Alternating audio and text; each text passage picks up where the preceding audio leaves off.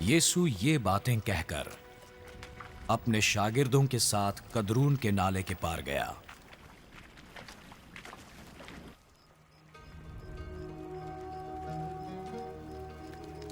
वहां एक बाग था। उसमें वो और उसके शागिर्द दाखिल हुए।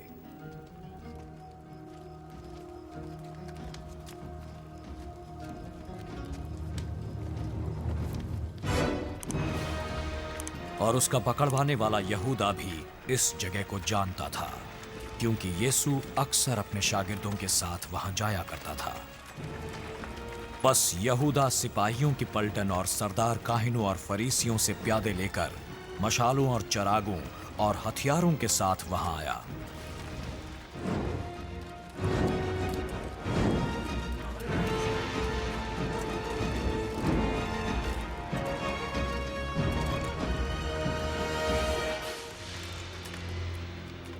यीशु इन सब बातों को जो उसके साथ होने वाली थीं, जानकर बाहर गया और उनसे कहने लगा, तुम किसे ढूंढते हो?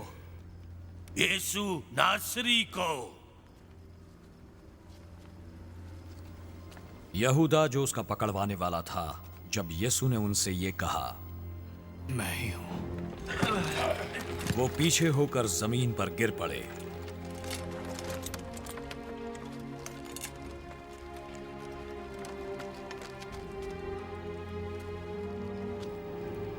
यीशु ने दोबारा उनसे पूछा, तुम किसे ढूंढते हो? यीशु नासरी को। मैं पहले ही तुमसे कह चुका हूं कि मैं ही हूं। अगर तुम मुझे ढूंढते हो तो इन दूसरे लोगों को जाने दो। ये उसने इसलिए कहा कि उसका वो कौल पूरा हो कि जिन्हें तूने मुझे दिया है, मैंने उनमें से किसी को भी ना खोया। शिमोन पतरस ने तलवार जो उसके पास थी खींची और सरदार काहिन के नौकर पर चलाकर उसका दाहिना कान उड़ा दिया। उस नौकर का नाम मलखुस था। अपनी तलवार को मियान में वापस रख लो। जो तकलीफ का प्याला बाप ने मुझे दिया, क्या मैं उसे ना पीऊं?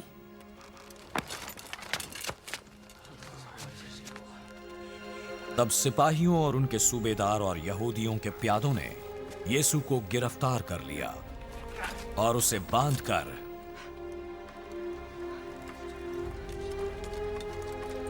पहले हन्ना के पास ले गए। वो उस बरस के सरदार काहिन काइफा का ससुर था। ये वही काइफा था जिसने यहूदियों को सलाह दी थी कि उम्मत के वास्ते एक आदमी का मरना बेहतर है।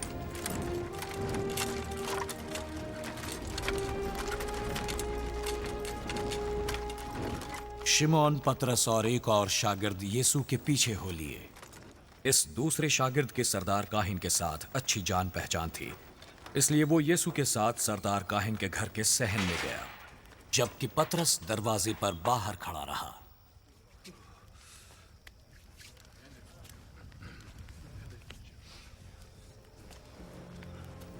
पर वो दूसरा शागिर्द बाहर निकला और दरबान औरत से कहकर पतरस को अंदर ले गया। क्या तू भी इस शख्स के शागिर्दों में से नहीं है? नहीं, मैं नहीं हूं। ये सर्दी का मौसम था, बस नौकर और प्यादे कोयले दहकाकर खड़े ताप रहे थे। बस पतरस भी वहां गया और उनके साथ खड़ा हो गया। सरदार काहिन ने यीशु से उसके शागिर्दों और उसकी तालीम की बाबत सवाल किए। यीशु ने जवाब दिया, मैंने हमेशा एलानिया हर एक से बातें की हैं। मैंने हमेशा इबादत खानों और हैकल में जहां सब लोग जमा होते हैं तालीम दी। मैंने कभी कुछ भी पोशीदगी में नहीं कहा। तब फिर तू मुझसे क्यों पूछता है? सुनने वालों से पूछ, उनसे पूछ कि मैंने उन्हें क्या बताया। उनको मालूम है कि मैंने क्या क्या कहा। तुझे सरदार काहिन से ऐसे बात करने की जुर्रत कैसे हुई? अगर मैंने कुछ गलत कहा तो यहां पर मौजूद सबको बता दे कि मैंने क्या गलत कहा, और अगर अच्छा कहा तो मुझे मारता क्यों है? बस हना ने उसे बंधा हुआ सरदार काहिन काइफा के पास भेज दिया। पतरस अभी तक खड़ा ताप रहा था। बस उन्होंने उससे कहा, क्या तू भी उसके शागिर्दों में से है? नहीं, मैं नहीं हूं। लेकिन पतरस ने इनकार किया। जिस शख्स का पतरस ने कान उड़ा दिया था, उसका एक रिश्तेदार जो सरदार काहिन का नौकर था, बोल उठा, क्या मैंने तुझे उसके साथ बाग में नहीं देखा? नहीं। और फौरन मुर्ग ने बांग दी।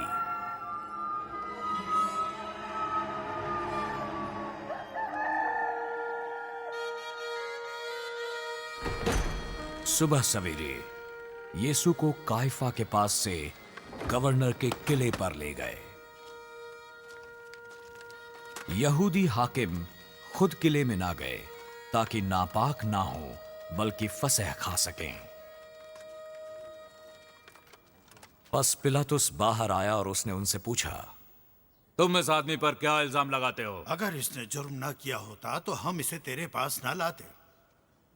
तब इसे ले जाकर तुम्हें अपनी शरीयत के मुआफिक इस पर फैसला करो। हमें किसी को जान से मारने की इजाजत नहीं है। यह इसलिए हुआ कि यीशु की वो बात पूरी हो जो उसने अपनी मौत के तरीक की तरफ इशारा करके कही थी।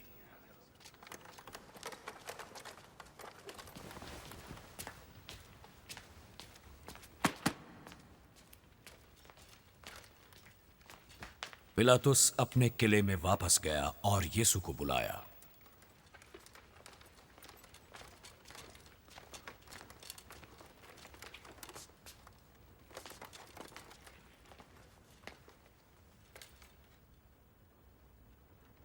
क्या तू यहूदियों का बादशाह है? तो ये बात आप ही कहता है या औरों ने मेरे हक में तुझसे कही? क्या मैं यहूदी हूं? तेरी ही कौम और सरदार काहनों ने तुझे मेरे हवाले किया। तूने क्या किया है? मेरी बादशाही इस दुनिया की नहीं। अगर मेरी बादशाही दुनिया की होती तो मेरे खादिम लड़ते ताकि मैं यहूदियों के हवाले ना किया जाता, मगर अब मेरी बादशाही यहां की नहीं। पर क्या तू बादशाह है? तो खुद कहता है कि मैं बादशाह हूं। मैं इसीलिए पैदा हुआ और इस वास्ते दुनिया में आया कि हक पर गवाही दूं। जो कोई हक्कानी है मेरी आवाज सुनता है। तो हक क्या है?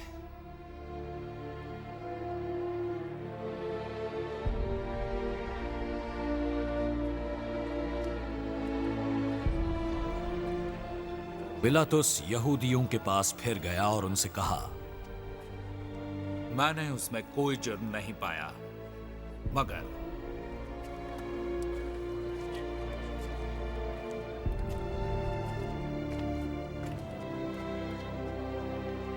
तुम्हारा दस्तूर है कि मैं फसह पर तुम्हारा एक आदमी छोड़ दिया करता हूं। पर क्या तुमको मंजूर है कि मैं तुम्हारी खातिर यहूदियों के बादशाह को छोड़ दूं? उन्होंने चिल्लाकर उससे कहा,